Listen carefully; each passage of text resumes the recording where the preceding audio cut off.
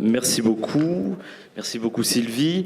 Donc aujourd'hui, nous avons le plaisir et la joie d'accueillir Patrick Rogers et Lancelot Hamelin. Alors vous le savez, nous procédons ici dans le cadre de journées et ces journées sont placées sous un titre qui est explicite, sous influence, donc de l'influence des arts. Et les deux auteurs que nous allons recevoir aujourd'hui, donc, semblent être au cœur justement d'un certain nombre de convergences de différentes pratiques artistiques. Vous le verrez au cours de notre présentation, les deux pratiques artistiques que j'ai choisies ponctuellement, parce que vous le verrez, leurs œuvres respectives sont riches. Les deux pratiques artistiques que j'ai choisi de souligner en leur compagnie, c'est bien évidemment la bande dessinée, mais aussi et surtout le cinéma. Alors, avant de poser ma première et fatidique question, donc je vais présenter respectivement chacun des deux auteurs que j'ai à côté de moi. Alors, je vais commencer par Patrick Rogers. Donc, vous êtes romancier, auteur, metteur en scène, directeur de théâtre, et votre œuvre riche et multiple s'est organisée globalement en trois directions génériques.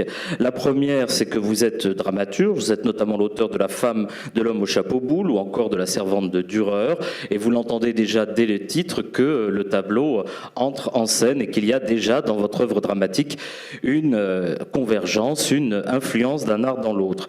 Ensuite, vous êtes également critique photo, vous avez fait paraître de riches essais, notamment sur Diane Arbus ou Jacques-Henri Lartigue, mais aussi sur Lewis Carroll. Et enfin, vous êtes romancier, et c'est pour notamment votre dernier roman que vous êtes ici. Donc, au plus près de nous, on peut citer La nuit du monde, qui rassemble deux figures, Proust et Joyce, on en reparlera.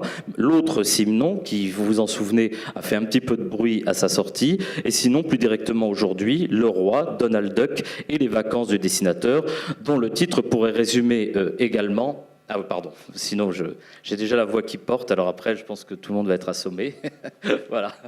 Alors, donc, Le Roi, Donald Duck et les vacances du dessinateur, dont le titre résume aussi, il aurait pu être aussi le sous-titre de nos journées, tant effectivement la variété générique s'y donne voix. Alors ensuite, nous avons juste à vos côtés Lancelot Hamelin. Lancelot Hamelin, vous êtes vous aussi à la croisée d'une carrière riche et multiple, et votre œuvre, vous voyez, Magie de l'orateur, qui a réuni trois directions génériques également.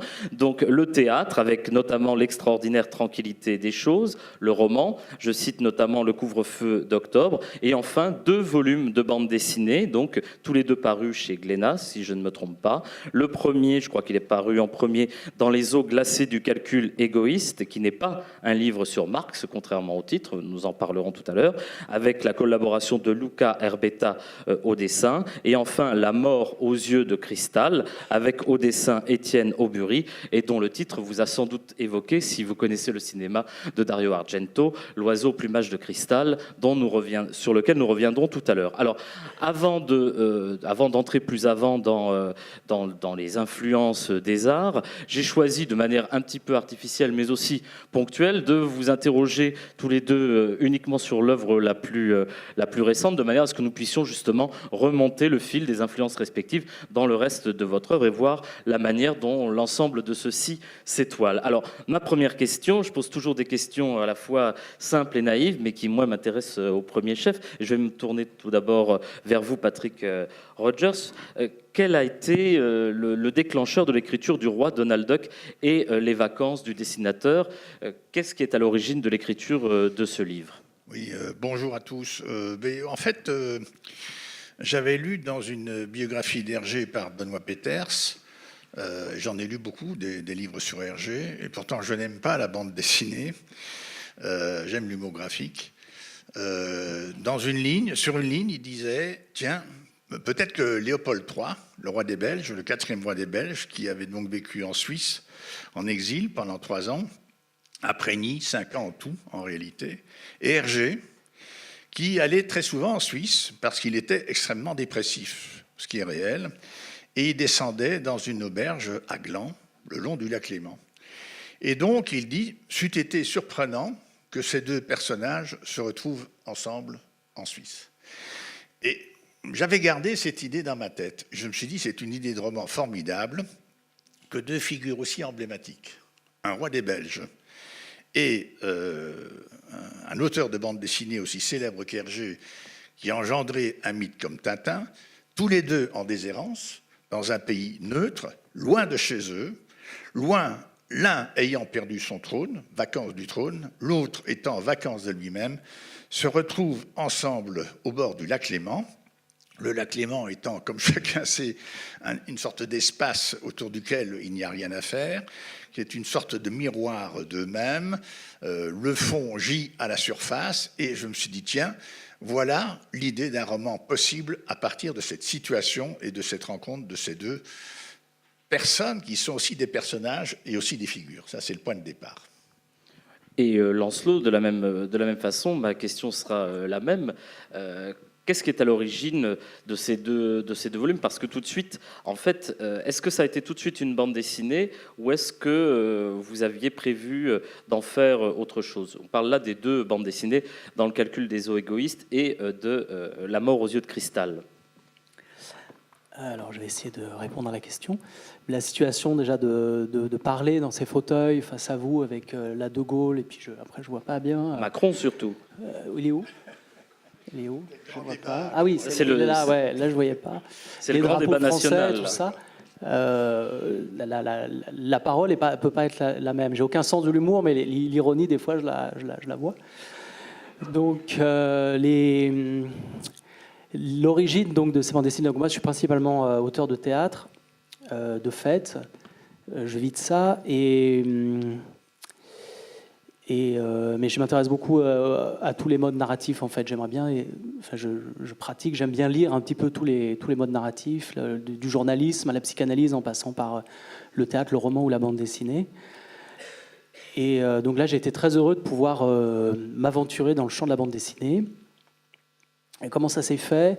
En fait, l'album Dans les eaux glacées du calcul égoïste, c'était un projet de théâtre, c'était une commande d'un metteur en scène qui s'appelle Richard Brunel, qui voulait travailler sur le scandale de l'âge d'or. L'âge d'or, c'est un film de Louis Buñuel qu'il a commencé à faire avec Dali et qu'il a fini tout seul parce qu'ils se sont disputés Buñuel et Dali. Et le film sort dans les années 30 et sert d'occasion à des mouvements d'extrême droite pour produire un scandale qui donc attaque les créateurs qui sont autour des surréalistes, donc Buñuel et puis des artistes, et puis les mécènes, ceux qui ont rendu possible la création de ce film. C'est un couple, Charles et Marie-Laure de Noailles, qui ont financé tout ce qui s'est fait dans les années 20, 30, jusqu'à ce scandale de l'âge d'or qui a brisé la carrière des uns et des autres. Même Buñuel n'a plus fait de film pendant 10 ans, et le couple de Noailles a explosé. Enfin, on trouvait ça très emblématique avec Richard, cette histoire-là, et sur la question de la censure. Ça parlait de comment s'articule une censure dans une période historique. Alors ça nous faisait penser à aujourd'hui, bien sûr, en sachant qu'on se méfie absolument, enfin personnellement, et en parlant de dire on revit les années 30, ben non. En même temps, de connaître l'historique. Par exemple, de savoir que l'extrême droite a une culture qui est de longue date, et qui circule, et qui, à l'époque des années 30, partageait beaucoup de gens partageaient, par exemple,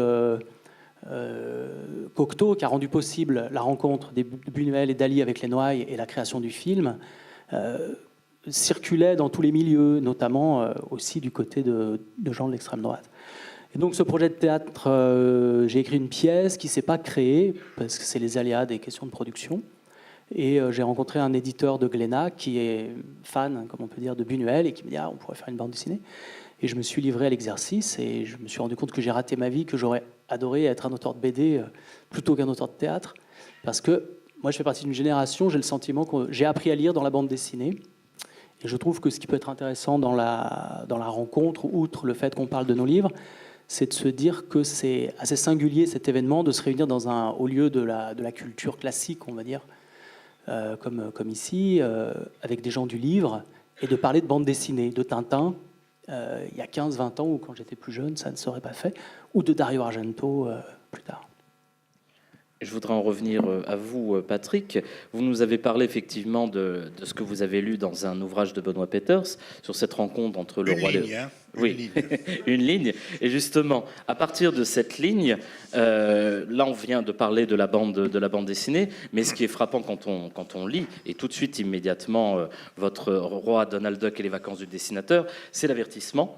Et l'avertissement nous renseigne immédiatement sur la nature hybride de ce qu'on va lire. Si vous me permettez, je vais en faire la lecture de manière à ce que tout le monde puisse se rendre compte. C'est un avertissement comme on en voit au cinéma, qui distingue comme ça, enfin qui avertit de manière convenue le rapport entre la fiction et le réel qu'on peut voir dans la représentation d'un film. Donc c'est déjà, je dirais, une citation cinématographique. Voilà, des calques.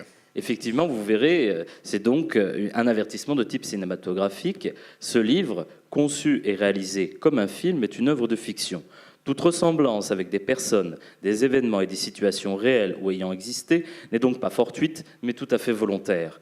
L'imaginaire dépasse la réalité. Seul ce qu'on invente est vrai, les coïncidences agrémentent l'histoire et la rendent beaucoup plus amusante. Comme vous venez de le dire, effectivement, le cinéma n'est pas seulement, comme on va le voir avec Lancelot Hamelin, mais aussi chez lui différemment, le matériau à partir duquel on va faire le livre. Mais là, on a l'impression que le cinéma, en tant que forme, est intervenu dans le processus même de votre écriture. À quel degré est-il intervenu Oui, alors il n'est pas arrivé tout de suite. Il faut que je dise un petit peu la genèse d'un livre. C'est quand même toujours intéressant. Comment un livre s'écrit, au fond, comment un livre s'écrit de lui-même. Je suis de plus en plus convaincu que l'auteur n'est pas l'auteur du livre. Le véritable auteur du livre, c'est le livre lui-même, et que le travail de l'auteur, au fond, consiste à faire sortir du livre le livre qui est dans le livre. Et donc, au départ, j'avais cette situation avec ces deux personnages, rapidement dit pourquoi Léopold III se trouve-t-il en Suisse. Bon, il a fait un nombre d'erreurs extrêmement importantes. Il a tué sa femme dans un accident de voiture involontairement à Küsnacht, déjà en Suisse. Il a épousé une seconde femme qui est une roturière pendant l'occupation allemande. Il n'a pas suivi son gouvernement.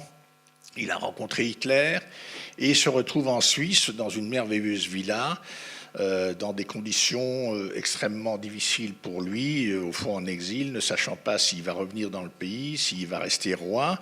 Et qu'est-ce qu'il fait? Il joue au golf. Il joue au golf tout le temps, avec une sorte d'ironie incroyable, puisque à un moment donné, je fais dire à un personnage, mais pourquoi la guerre entre la Belgique et l'Allemagne n'a-t-elle duré que 18 jours? Et il répond, 18, c'est le nombre de trous au golf. Donc c'est ce personnage comme ça qui est quand même dans une situation très particulière. Et Hergé est en dépression complète. Il veut se séparer de sa première épouse Germaine. Il a énormément travaillé. Il a énormément travaillé pour devenir Hergé, pour construire le personnage de Tintin. Il ne crée d'ailleurs pas que Tintin. C'est un immense créateur, mais il pense au fond qu'il n'est pas un grand créateur. Il voulait devenir peintre. Si vous avez vu la grande exposition au Grand Palais, il y avait 18 toiles que Hergé a d'ailleurs tout à fait reniées. Il voulait devenir peintre et il considère que la bande dessinée est un art mineur. Et puis, il a collaboré pendant la guerre avec Le Soir embauché, comme on dit, c'est-à-dire en fait occupé par les Allemands. Et il en a très, très, très, très mauvaise conscience. Il va d'ailleurs passer 2 nuits en prison. Et mon livre se passe au mois de juillet 1948. C'est très important. Et donc, j'avais écrit pendant à peu près 1 an l'histoire de ces deux personnages dans cette situation-là, la trouvant assez intéressante par rapport à eux-mêmes et par rapport à la mythologie du pays d'où ils venaient. C'est quand même étonnant. Un roi sans royaume, un roi sans pays. Et finalement, un auteur aussi célèbre qu'Hergé, qui ne veut plus être Hergé, Hergé n'étant pas son vrai nom. Vous savez que le roi des Belges n'a pas de nom, c'est Léopold de Belgique. Donc ça m'a intéressé beaucoup, cette histoire de personnages, au fond, sans nom. Voilà, se retrouvant par hasard au bord du lac Léman en train de pêcher. Et j'écris tout ça pendant 1 an à peu près. Mais vous savez, un livre naît toujours, au fond, d'une certaine manière du précédent. Et mon livre précédent, L'autre Simenon, avait fait beaucoup de problèmes puisque je révélais l'existence du frère de Georges Simenon, Christian Simenon, qui était un collabo, un véritable collabo, Simenon lui-même n'étant d'ailleurs pas du tout clair. Son frère Christian étant devenu rexiste, c'est-à-dire fasciste, et puis nazi. et puis terminant en réalité à la Légion étrangère sous un faux nom, et ayant été un très très proche collaborateur de Léon Degrelle le fasciste. Et donc à un moment donné, dans mon livre, je me retrouve sur le même problème, c'est-à-dire que Hergé, lui aussi, avait très très bien connu Léon Degrelle, et je ne peux pas éviter, d'une certaine manière, le problème de la collaboration.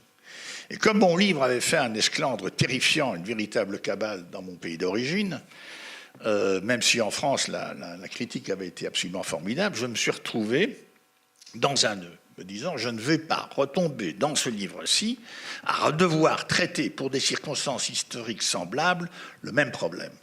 Je suis parti, c'était en fin d'année, sur une île bretonne, et je me suis dit, je ne vais pas y arriver, je ne vais pas faire ce livre, je ne vais pas l'écrire. Et j'ai mêlé à mon éditeur Jean-Paul Enthoven, qui se trouvait à ce moment-là en Uruguay, en lui disant, j'abandonne le livre, j'ai travaillé déjà plus d'1 an dessus, c'est un livre mort-né, c'est un livre qui ne se fera pas. Je pense que ça arrive souvent, qu'un auteur doit faire le deuil de son travail. Je pense d'ailleurs que c'est formidable de pouvoir... C'est dur pour l'auteur, mais c'est bien pour l'œuvre. Et c'est comme ça, tout simplement, pendant quelques jours, au moment du Nouvel An, en me promenant sur cette île bretonne merveilleuse, en faisant du vélo, que j'ai eu l'idée, tiens, mais si j'en faisais autre chose, si je traitais le sujet autrement. Et c'est là qu'est née, je ne sais pas trop comment, l'idée d'en faire un film. Parce que je me suis dit, si j'en fais un film, je pourrais reprendre ces personnages en charge pour lesquels je n'éprouvais aucune sympathie. Je n'aime pas Hergé, qui est un personnage traditionnel, très catholique, réactionnaire, pour lequel je n'ai aucune sympathie idéologique. Et pareil pour Léopold III, que je connaissais très bien, puisque j'avais déjà fait un livre qui s'appelait, paru chez Perrin, le spectaculaire l'histoire des rois des Belges. Je me suis dit, mais comment m'en sortir avec ces personnages que je n'aime pas pour réenchanter le livre? Et c'est là que j'ai eu l'idée du cinéma. Je me suis dit, tiens, mais s'ils tournaient dans un film, s'ils devenaient les personnages d'un film et qu'ils jouaient leur propre rôle, à ce moment-là, je pourrais faire un roman auquel je n'avais pas songé. Et je me suis dit, mon livre que je suis en train d'écrire ne va pas devenir le prétexte d'un film. Non, le film que j'écris est le livre que je suis en train de tourner, et le film qu'on tourne est le livre que je suis en train d'écrire. Je vais inventer dans l'impasse où je suis une forme nouvelle. Et c'est comme ça, tout simplement, que j'ai eu l'idée d'en faire un film. Et donc, comme il pêche dans le premier chapitre, surgit au moment où ils sont là au bord du lac, un canard, il y a toujours des canards au bord des lacs, il y en a au bord du lac Clément, et c'est Donald Duck. Et c'est Donald Duck qui sort face à Hergé et à ce roi, qui est d'ailleurs en civil, et qui dit « Est-ce que vous avez un permis de pêcher dans le lac ?» Et il y a un court dialogue qui s'instaure avec Donald Duck, et ils lui répondent. Et je me suis dit, là, le livre est parti, le film est parti dans sa fantaisie, et tout le cinéma américain, mais évidemment de manière graduée, circonstancielle, s'est engouffré dans mon roman. Donc, au fond, le cinéma s'est invité de manière fortuite dans la littérature et dans le corps du livre. Merci. Et Lancelot, je vais vous poser... Je rebondis parce qu'en fait, dans les eaux glacées du calcul égoïste a aussi commencé face à des canards. Cette synchronicité-là sont très, très marrantes, comme le fait d'être dans cette salle qui fait penser à un film d'Argento terrible. Et Richard Brunel m'avait dit « Allons au parc de la Tête d'Or, marchons, parlons de ce qu'on pourrait faire et tout ça. » Et devant les canards, on s'est dit « Tiens, les canards, on parlait des canards. » Et nous est venue l'idée du scandale de l'âge d'or. Donc c'est marrant, ces rencontres. Et je dois revenir quand même sur, dans la présentation que vous avez faite de moi, c'est la question biographique qui n'est pas du tout intéressante. Mais quand vous dites que dans mon travail de théâtre, il y a le texte « L'extraordinaire tranquillité des choses », je suis obligé de revenir là-dessus. Je ne suis pas l'auteur de l'extraordinaire tranquillité des choses, et ça me permettra de parler aussi peut-être d'un rapport à l'écriture que j'ai. C'est un texte qui est écrit par un auteur qui s'appelle Pétrole. C'est un auteur collectif qui a un nom d'entité géologique, le pétrole. Et en fait, nous sommes 4 auteurs à nous être réunis pour écrire ensemble. Et on travaille sur une façon d'écrire avec nos 4 mains x 4. Et à la fin, le but, c'est qu'on ne puisse plus dire « Tiens, ça c'est toi qui as écrit ça, c'est toi qui as écrit ça ». C'est-à-dire qu'on travaille sur quelque chose de fusionnel dans l'écriture, où on reprend le texte de l'autre et on essaye d'élaborer entre la réaction d'écriture directe sur l'écriture de l'autre et des dialogues, des fois, pour essayer de savoir où ça va, qu'est-ce qu'on veut dire, qu'est-ce que Pétrole, qu'est-ce que cet auteur, qui est notre 5e voix, peut vouloir dire. Et donc, ce sont Michel Simoneau, qui est dans la salle, Sylvain Levet et Philippe Malone. Voilà, nous sommes au service d'un auteur qui s'appelle Pétrole. Et on a écrit plusieurs textes dans cette dynamique-là, ou dans cette philosophie-là, ou dans cette pratique-là. Donc j'étais obligé de le redire, parce que, voilà, en même temps, ça permet de parler d'un rapport, effectivement, à l'écriture avec cette histoire que le livre s'écrit, en fait, à travers nous. Bon, mais c'est une vieille idée, hein. Oui, oui, et je voulais revenir justement sur les deux bandes dessinées. Quand on regarde la couverture Dans les eaux glacées du calcul égoïste, c'est présenté comme une affiche de film. C'est présenté comme une affiche de film. On apprend donc qu'il s'agit d'une bande dessinée avec Jean Cocteau, Louise Buñuel, Salvador Dali, produite par les éditions Glénat. Et de la même manière, La mort aux yeux de cristal emprunte l'essentiel de son intrigue, ou en tout cas joue pour l'essentiel de son intrigue, avec les codes de ce qu'on appelle le giallo. Alors, le cinéma, justement, est-ce que, par exemple, pour La mort aux yeux de cristal, le giallo, est-ce qu'il s'est tout de suite imposé comme la forme que vous vouliez donner à cet univers? Et est-ce que, justement, il n'a pas été difficile de transposer dans l'univers de la bande dessinée des codes cinématographiques? Oui, donc les deux bandes dessinées sont très référentielles. C'est pas du tout un travail original, finalement. C'est un travail sur des références. Comment dire, je suis pas cinéphile, mais j'ai du mal à vivre sans l'appui du cinéma. C'est-à-dire vivre sans voir des films, je suis vite perdu, quoi. Donc voilà. Et la littérature joue là-dessus, la bande dessinée, la lecture, mais le cinéma, il y a quelque chose de la... Je sais pas, c'est certainement... l'homme a changé au XXe siècle avec l'invention du cinéma, il y a certainement un changement qui se fait. Donc ces deux bandes dessinées sont venues... Alors, c'est circonstanciel aussi, c'était plus facile, ça s'est vendu plus facilement que des scénarios plus originaux. J'avais proposé d'autres choses à l'éditeur, et c'était avec une BD, il faut la faire, après il faut la vendre. Et pour la vendre, il faut qu'il y ait des outils d'accroche avec le lecteur. Mais ça va bien parce moi j'ai un cerveau qui est très nourri très dans la récupération. Alors chez Dario Argento, souvent, l'eau est très maléfique. Quand l'eau apparaît, c'est qu'il va se passer quelque chose d'assez mauvais. Donc là, la bouteille qui explose un petit peu.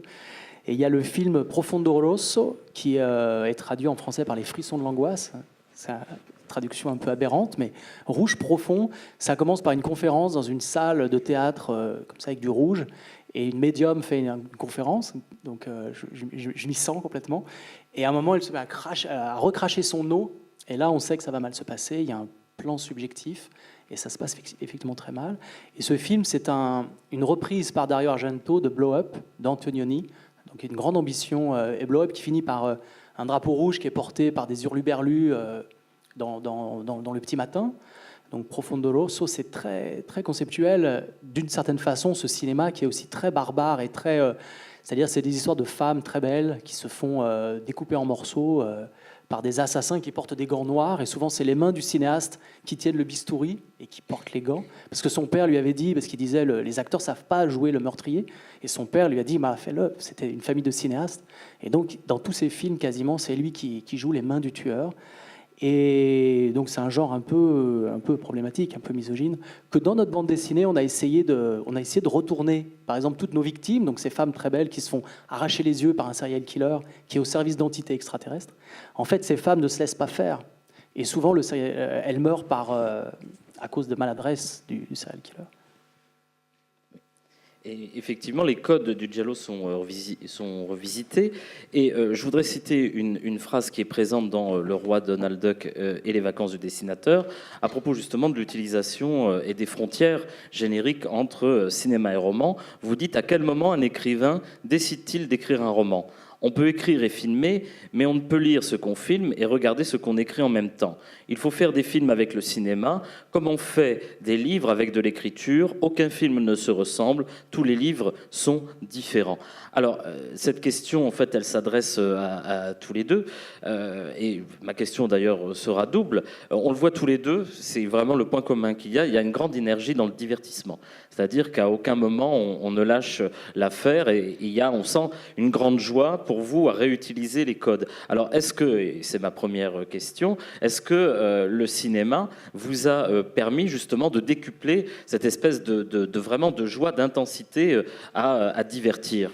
Oui, bah, il y a une fraîcheur extraordinaire. Moi, je ne suis pas du tout cinéphile, mais je suis bien obligé d'admettre que je vois au moins 7-8 films par semaine en réalité. J'étais voir le film d'Olivier Assayas hier soir d'ailleurs, Double Vie. C'est un très mauvais film, très raté, mais je le cite parce que sur la littérature. Voilà, il met en scène un écrivain qui est comme par hasard un écrivain comme ça, bon, un petit peu lunaire, qui est partisan de l'autofiction, et puis il y a un rapport d'éditeur. C'est incroyable la manière dont le cinéma français, surtout depuis la Nouvelle Vague d'ailleurs, est obnubilé par la présence de l'écrivain. Le nombre d'écrivains qu'il y a chez Godard, chez Truffaut, chez tellement de grands cinéastes français, c'est quand même fascinant. Donc moi, je ne suis plus du tout metteur en scène de théâtre. J'ai été directeur de théâtre, c'est vrai. J'ai été metteur en scène. J'ai d'ailleurs eu une pièce qui a été jouée ici il y a une dizaine d'années au Vieux Colombier par la Comédie Française et retransmise sur France Culture. Mais ça fait partie d'une vie passée. Tout comme mon travail de critique photographique est terminé. Par contre, le cinéma ne m'a jamais quitté. Je pense que j'ai découvert Le Feu follet de Louis Malle vers l'âge de 14-15 ans. Et curieusement, je n'avais jamais écrit une seule ligne sur le cinéma. Vraiment. Et donc, quand j'ai eu l'idée de ce film dans mon livre, j'ai pu, si je puis dire, restituer le bonheur, la nourriture essentielle. J'ai des amis cinéastes. Par exemple, mon ami Philippe Leguet, qui a fait Alcesta Bicyclette, notamment. Et un soir, on dînait comme ça, et alors il me dit, mais au fond, qu'est-ce que c'est pour toi le cinéma? Et moi, je lui ai répondu, mais tu sais, je crois que c'est de l'oxygène. Quand je vais au film, je respire. Je respire parce que je voyage, je vois des situations, mais je n'ai jamais fait de cinéma. J'ai réalisé une vingtaine de films, mes documentaires. Et donc l'incursion du film dans mon roman a fait respirer mon livre et a permis de tout doubler. J'ai pris des petites notes parce que mon livre est sorti il y a un an, donc je ne l'ai plus tout à fait en tête, mais j'ai pu par exemple opposer dans mon livre Tex Avery, qui est un cinéaste, d'ailleurs devenu borgne, totalement extraordinaire, non-sensique, et que je connais depuis très longtemps dans l'œuvre, à Walt Disney, qui est une œuvre, au fond, beaucoup plus totalisante et même peut-être totalitaire, comme d'une certaine manière, idéologiquement, l'est Tintin. J'ai pu, bon, le fait que l'épouse de Hergé, Germaine, se prenait un petit peu pour Marlène Dietrich, m'a permis de faire entrer Marlène Dietrich dans mon livre. Mais c'était juste par rapport au personnage, puisqu'elle-même se prenait pour Marlène Dietrich d'une certaine manière, comme d'une certaine façon. On se projette toujours quelque part dans un personnage, dans un chanteur. On a tous une idole à laquelle on ressemble un petit peu ou prou. Et ainsi de suite. Le premier baiser d'Hergé m'a permis de mettre en scène la fameuse scène du baiser de Lorraine Bacall et de Bogart. Et à ce moment-là, moi, je n'essaye pas du tout de faire du cinéma. Je ne mime pas. La scène écrite est tellement bien décrite dans un très grand nombre de films. Je fais du cinéma, de la littérature. Je recrée des images avec des mots. Je réinvente des situations du passé, je les remets au présent dans mon roman. Et alors, à ce moment-là, ça devient formidable parce que vous pouvez absolument, puisque mon livre se passe en 1948, faire sortir tout le cinéma américain. J'ai décidé assez vite que je ne m'occuperais pas de cinéma français dans cette époque-là, et que les grands maîtres, c'était le cinéma américain, c'est le grand cinéma hollywoodien, et c'est par exemple la comédie musicale. Et donc je peux faire danser mon roi avec son frère Charles qu'il détestait, exactement comme Fred Astaire. Et à ce moment-là, vous entrez dans une sorte de jeu cliquetant, c'est-à-dire vous arrivez dans une langue d'assonance, vous arrivez dans une langue musicale, vous arrivez à créer des aspects enchanteurs, rêveurs, comme le sont la comédie musicale dans les années 50. Et je crois que cette fantaisie dont vous parliez devient beaucoup plus subversive. Ça retourne les codes, ça met en perspective l'aspect noir de mes deux personnages, qui ont des aspects noirs, tout en créant, au fond, quelque chose d'extrêmement divertissant. Et on peut divertir la littérature, l'écriture, le langage, la phrase, le ton, la cadence. Un livre, je crois vraiment, c'est essentiellement du ton, c'est essentiellement de la cadence. Et c'est aussi du montage. Et lorsque je me suis rendu compte, moi je ne fais pas de bande dessinée, je ne sais pas dessiner, que par exemple, toutes les bandes dessinées d'Hergé, je crois que c'est une règle dans les bandes dessinées, ils font 62 pages, c'est une règle. Puis bon, Hergé publiait dans Tintin tous les jeudis, puis ça se terminait, et puis alors il fallait que ça se termine en bas de page. Et moi, je me souviens, quand j'étais petit, qu'est-ce qui va se passer la semaine prochaine dans les albums d'Hergé? Quand je me suis dit 62 pages, voilà une mathématique oulipienne parfaite, une géométrie de structure, et donc j'ai décidé de structurer mon livre en 4 grandes parties, puisqu'il se déroule sur un mois, donc chaque fois une semaine, et en 62 chapitres.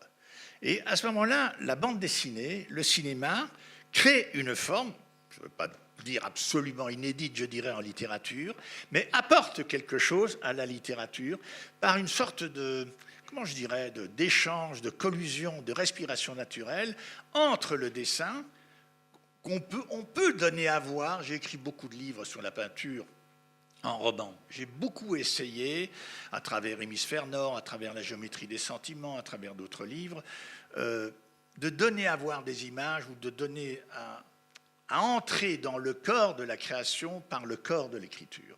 Et là, on peut le faire par le corps de l'image de la bande dessinée, d'autant qu'on a un personnage comme Hergé qui est un immense créateur, et évidemment en faisant référence à tout le cinéma américain, y compris le cinéma burlesque américain, qui est une entreprise de démolition radicale, depuis Charlot à Laurel et Hardy, à Harold Lloyd, en passant par tous ces grands génies. Et en plus, je dirais que c'est l'époque aussi où on passe du cinéma muet, noir et blanc, au cinéma en couleur et à la parole. Et ça, évidemment, ça traverse mon livre, et on en a, par exemple, avec... je fais tout un hommage à Sunset Boulevard, de Billy Wilder, qui est un extraordinaire réalisateur, évidemment, allemand, vivant à Hollywood, et qui met en perspective, comme ça... le songe crépusculaire d'un cinéma qui s'éteint à travers Gloria Swanson, mais au fond, les reines du cinéma muet qui ne reviennent pas dans le cinéma parlant, c'est comme une métaphore des reines dans mon livre, puisque la mère d'Hergé, qui était folle, morte folle, s'appelait Élisabeth, et que la mère de mon roi s'appelle aussi Élisabeth. Et donc, à ce moment-là, de manière subliminale, vous pouvez tout créer dans une sorte de jeu à double fond, à double regard, et au fond, il y a du cinéma dans le livre, et le livre devient du cinéma dans un double jeu pour le lecteur, qui devient, au fond, le spectateur d'un livre. Et c'est justement ce qui se produit aussi dans La mort aux yeux de cristal. J'avais deux questions à vous poser, Lancelot, pour repartir de ce que Patrick vient de dire. On parlait tout à l'heure du divertissement. du divertissement. Et justement, quand on lit La mort aux yeux de cristal, on se dit qu'il y a deux choses, qu'il y a un très grand travail sur les codes de narration du giallo, parce que le giallo, Lancelot l'a évoqué, et c'est effectivement, alors je ne vais pas dévoiler la fin, mais souvent chez Argento, c'est une femme qui tue. Dans Les frissons de l'angoisse, c'est la mère, c'est la maman qui tue, effectivement, c'est la maman qui tue. Dans Ténèbres, c'est aussi la femme qui tue. Bref, Par amour. Par amour, évidemment, Son toujours. fils. Bah, évidemment, il faut toujours protéger les enfants. Donc, quitte à tuer, ben voilà, hein, si on doit en passer par là, on en passe par là. Et la mort aux yeux de cristal, justement, reprend les codes. Mais ce qui est très étonnant, c'est que bon, la révélation de l'assassin est très surprenante. Et est-ce que cette énergie du divertissement vous a porté justement, et en quoi? Oui, alors, donc, non, j'essaie de me concentrer, parce que c'est vrai que c'est intéressant d'entendre ce qui est dit, et en fait, où ça se rejoint. Donc, je vais essayer de suivre un fil. Tout d'abord, je commence par un truisme, c'est-à-dire on vit une époque assez vertigineuse sur la question de l'image, qui remplace le langage, enfin, peut-être qu'on va inventer des idéogrammes. Moi, je reçois un texto, je suis en décroissance, donc je reçois plus d'images, mais des fois, je reçois un truc, alors je dis c'est quoi? Et on me dit, ah bah c'est machin qui signe son livre, ou c'est des canards dans le lac. Mais on m'avait envoyé le message avec l'image, donc c'est une époque vertigineuse comme ça. Et si on parle du cinéma et si on parle du rêve, c'est quoi voir une image, en sachant que dans les rêves, par exemple, on voit des images absolument réellement, hein, mais sans les yeux. Donc est-ce que voir, c'est avec les yeux? Souvent, le cinéma ou la bande dessinée met en scène ce jeu spéculaire, on voit l'œil en gros plan, Buñuel et Dali qui le tranchent. C'est l'acte de naissance un peu d'un rapport au monde qui peut-être est finalisé par le film non fini par lui de Kubrick, là, Eyes Wide Shut, comme on voit, les yeux fermés. Donc, Walsh disait cette phrase formidable, le peintre allemand. Walsh. Ouais. Voir, c'est fermer les yeux. Voilà, donc c'est quelque chose dans l'humanité qui est pas d'aujourd'hui, hein, ce Oedipe, Tirésias, enfin l'humanité occidentale, hein.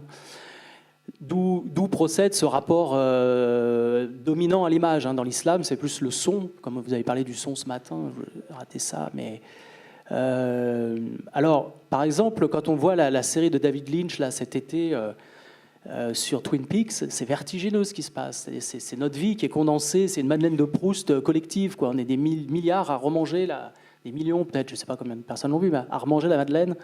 Il y a Abel Gance qui avait fait ça aussi avec des films sur la guerre, antimilitariste. Il y a Mabuse, Fritz Lang avait fait ça aussi, de reprendre un film 10 ans, 20 ans après.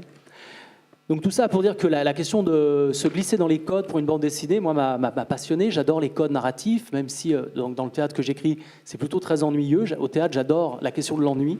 Pour moi, c'est un endroit magnifique où on peut s'ennuyer, c'est-à-dire sentir le temps qui passe. Et ce que je préfère, c'est les écritures qui font sentir le temps qui passe. Alors, il y a du temps qui passe plus ou moins de façon baroque. Shakespeare, c'est cool.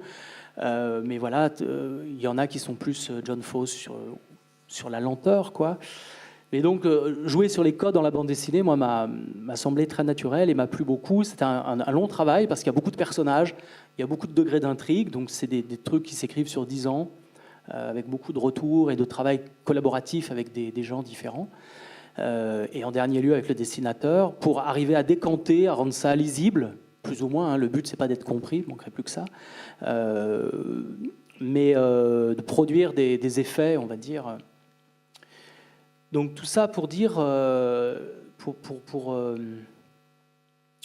arriver au fait que au cœur de cela, il y a une nécessité personnelle. Et enfant, moi je regardais Temps X, c'était à l'époque une émission sur le cinéma fantastique faite par les jumeaux qui ont des salles de figure, et les frères Bogdanov. Et j'ai été terrifié à 5-6 ans par une image d'une femme dans une chapelle qui voit des mains de zombies sortir de la poussière, du sol, et qui pleure des larmes de sang. Ça a été l'angoisse, j'ai pas dormi pendant des... Alors, c'est un petit peu la vie personnelle, mais ça peut avoir un intérêt pour parler de ces images. C'est quoi une image? Comment ça se greffe dans nos psychismes?